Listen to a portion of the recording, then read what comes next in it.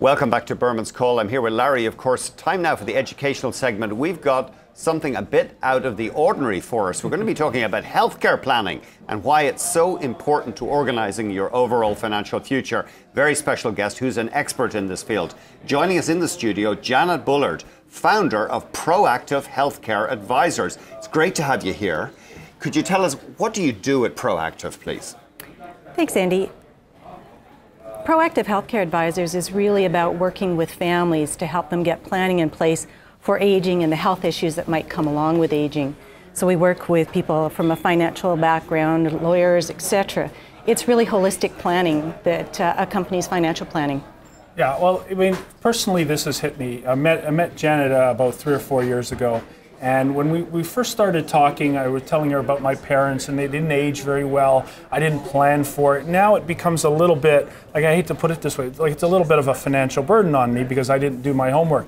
Dealing with the governments, there's so many issues in terms of caring for your parents, and you think, okay, well, we got Your Money Month coming up in February, so very excited. This is a really good topic, and for our educational portion of our show. So there's 3 main areas that we're going to focus on: the demographics, health planning in general, and of course the cost involved. And so, I'll turn it over to you, Janet, and you can walk us through. Well, I think everybody knows about the demographics. Everybody's hearing about longevity and the impact it's having. What I think is that people are actually avoiding the discussions that are important to be having around demographics. In the last 100 years, we've increased our age span by about 30. And of course, most of those years are in our retirement, which is where we're not bringing in income, but actually putting it out.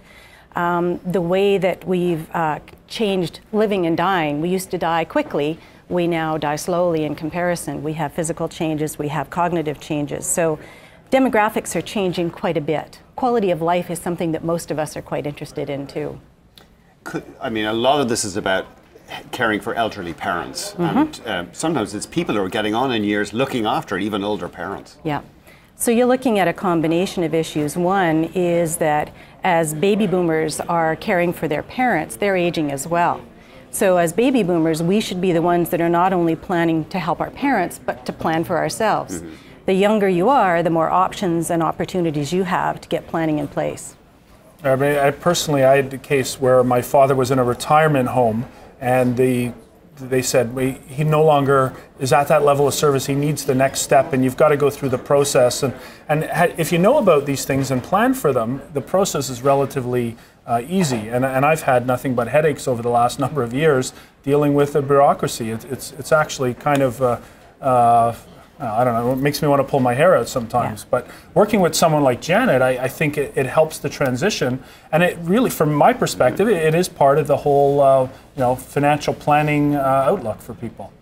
Yeah, bureaucracy is a nightmare at any time, but I guess it's particularly complex when you're dealing with care of aged parents. Well, you've got a huge emotional burden that's coming along with making some of those decisions. And I think what I like to let people know is that there are options.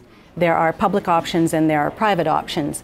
A lot of those options shut down as age and health deteriorate.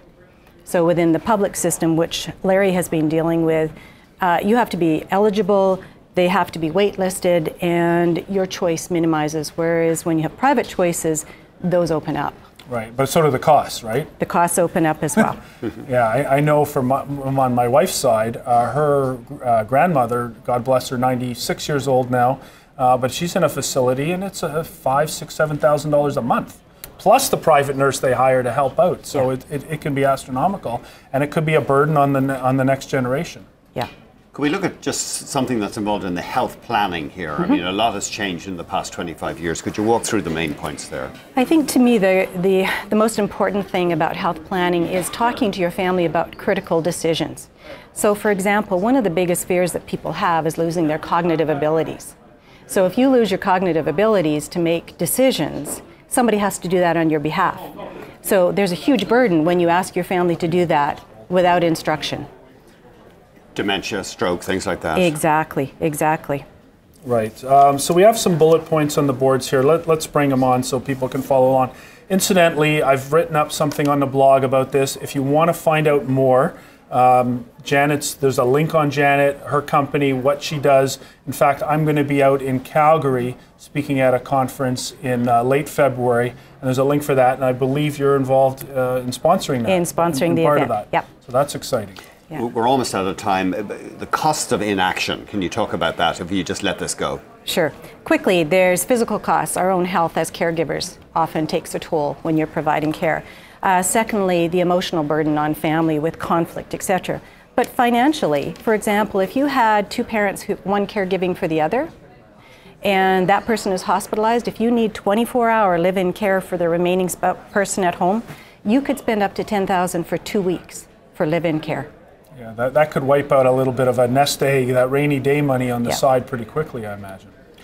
So insurance is one thing people should think about. There's lots of things that people need to think about, but we need to put it out on the table to see where the family's at with it, where the parents are at with it. This is not a one-to-one person thing. This is about families getting together and doing this planning. Yeah, I mean, siblings all often probably fight, right? Because when it comes to wealth transfer in particular, that's a big thing. Yeah. Sorry, Jack. No. Just the whole concept of making decisions for other people. Everybody can come together when they've been told the same information from their parents. They don't have that information, they bring in their own needs into those decisions. Right. You know, from my perspective, we help families manage their portfolios. I mean, that's part of it. It's an important part for sure, but there's so many other areas that people really need to consider. So Your Money Month is a great way for BNN to talk to people and to get that message out and educate people. Thanks very much. Amazing stuff. And I think a lot of, I know I am, and a lot of the viewers are thinking, well, maybe I should start thinking more seriously about this. Lots of questions, yeah. Janet Bullard is founder of Proactive Healthcare Advisors, and we're very grateful that she could join us. Larry, always great having you on the show. Always great being with you. Oh, thanks, sorry. Berman's Call, you know what time it is. 11:30 Mondays, 8:30 Pacific. We'll see you then. Have a great day in the markets, everybody.